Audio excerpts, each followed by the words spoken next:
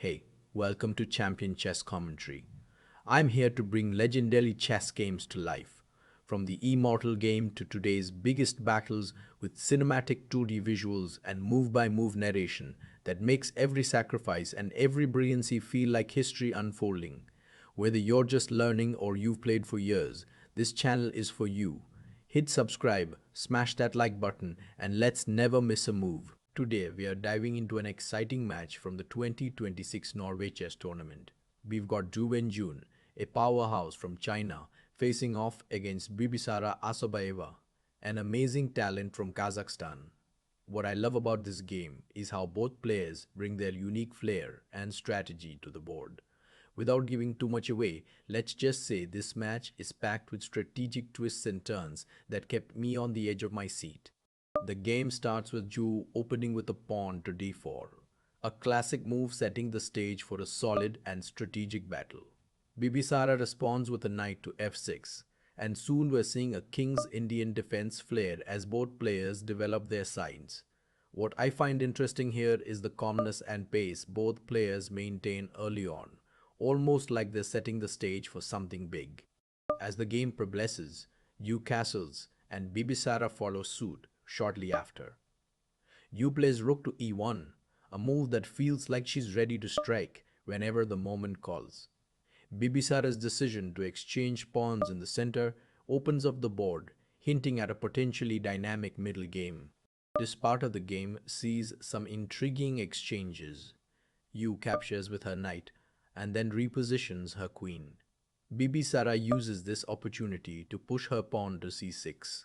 It seems like both players are seeking control, setting up pieces for the coming skirmishes.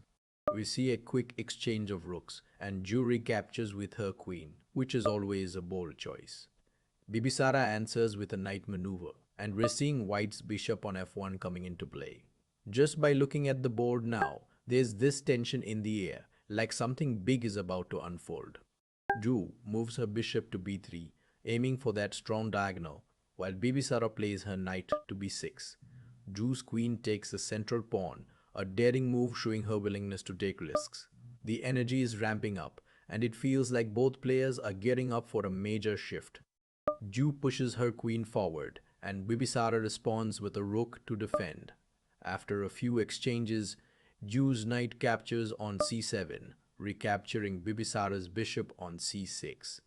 What really stands out here is the way Zhu is creating pressure, while Bibisara has to find the right balance to counteract.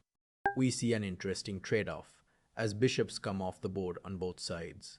Yu captures a pawn on b7, further infiltrating Bibisara's defenses. The tension is palpable, and it's impressive how Zhu keeps the initiative while Bibisara remains composed, looking for that moment to counterattack. Zhu's bishop captures on a6, continuing this aggressive posture. Bibisara deploys her bishop and tries to hold the line. You can sense the strategic depth in both their decisions, as they each assess and reassess their path to victory.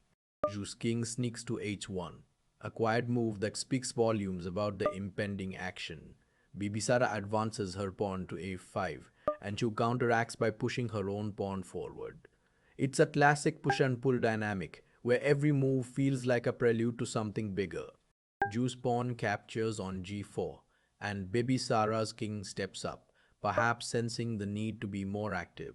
Zhu seems ready to ramp up the pressure, while Bibisara's positioning suggests she's preparing for a tactical resolution. The board is a battlefield, and both players aren't holding back. Zhu captures Bibisara's pawn, and it feels like we're reaching a crucial juncture. What I find fascinating is Zhu's ability to maintain pressure while keeping her pieces interconnected. Bibisara, on the other hand, is trying to break free from this bind, looking for that game-changing move. The game continues with Zhu advancing her rook and moving her king to a safer spot. Bibisara is trying to create counterplay, but Zhu's control over the center seems steadfast. It's a tense moment where you wonder if Bibisara can create the counterplay she needs. Zhu plays rook to d7, placing it on an ideal square to put pressure on Bibisara's position.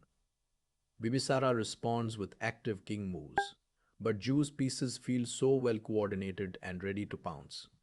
It's a thrilling phase where one wrong move could tip the balance significantly. Ju goes for a pawn advance, and Bibisara brings her bishop into the action. The way Ju's orchestrating an attack is something else, and Bibisara's challenge is to find that elusive defensive resource. You can sense both players know the end game is near, and every piece is crucial.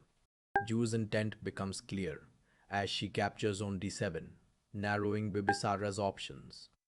Ju's pawn structure and piece activity suggest she's got a plan to bring it home, while Bibisara's hoping for a counter-attack opportunity. This is a critical moment as the game approaches its climax. Ju steadily advances her king, showing patience and precision in her endgame technique. Bibisara shifts her bishop, trying to find a way to stay afloat. The tension is mounting, and it's a testament to both players' skills that the game is still so finely balanced. Ju moves her king closer, aiming to support her pawns. It's a subtle yet powerful approach, and Bibisara is trying to hold her ground. You can feel the intensity rising as Ju inches closer to converting her advantage. Ju continues her advance, setting the stage for the final push. Bibisara's maneuvers hint at resilience, but Ju's determination is relentless. It's a fascinating clash, as every move from Ju tightens the grip. Ju plays her moves with precision, bringing her king even closer. Bibisara's options are dwindling fast, and it feels like Ju's victory is within reach. Both players have shown remarkable tenacity, and the end is near. Ju advances her pawn once more. Bibisara, with limited choices, is fighting a tough battle. Ju's strategic clarity in this endgame phase is truly impressive. Ju's pawns march forward, and it's clear she's sealing the deal. Bibisara's resistance is commendable, but Ju's control is undeniable. It's a captivating culmination of a tense struggle. Ju continues with her king advance, ready to escort her pawns to glory. Bibisara, ever the fighter, seeks ways to complicate matters. It's a gripping finale as Ju's strategic play shines through. Ju's pawns are unstoppable now, marching towards victory.